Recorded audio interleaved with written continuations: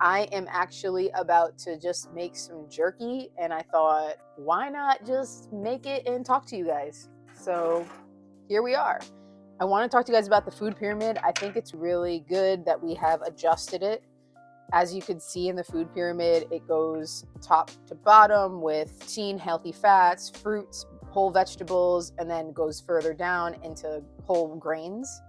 I find it quite interesting because for so long they have said how healthy fats or even saturated fats were really not good for your body.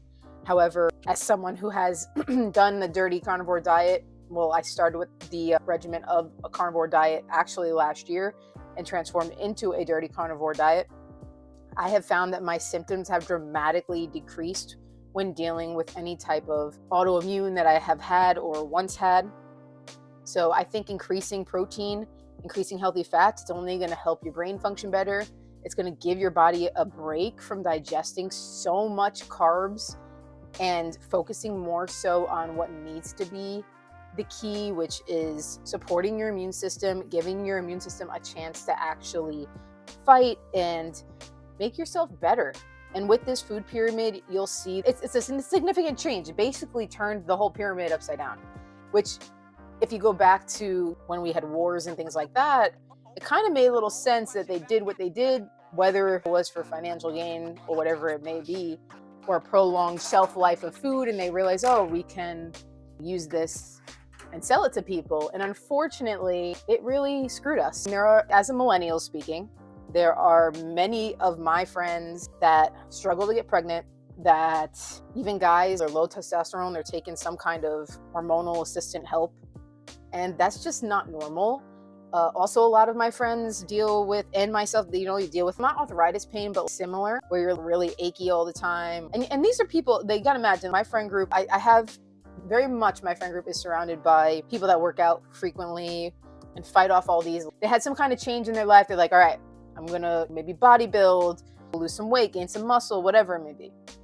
So it's interesting because a lot of my peers do deal with some kind of chronic disease or illness or whatever it may be, PCOS, IBS, leaky gut, the whole nine, even seeing stuff like S. Jorgens at my age, which is very strange. So when we see things like that's not normal. And a lot of it goes back to what we put in our bodies. Yes, you can argue that environmental issues as well, right? We have chemtrails that go around that we now know are real, even though some of us were called conspiracy theorists. We also have increase in 5G, right? So 5G, it enhances a lot of things. Think about how the earth reacts. What they're finding is that increase of 5G also increases the mold in your house, which is pretty insane. So there's a lot of things that play a factor, but the food being one of them. And I think it's so great that we have adjusted the food pyramid. It is going to be really helpful for people with autoimmune diseases. It's going to be helpful for people that have type 2 diabetes because the carb load, you don't need as much, which you never really did. I have a lot of clients that I've helped along the way with type 2 diabetes. And what I found with them is doing a high protein and almost a keto diet was really very helpful for them. So you lose the weight, you drop down, and eventually it goes into your system and regulates your system. So if I had an opinion on the food pyramid, I would say this is a fantastic thing for our future children.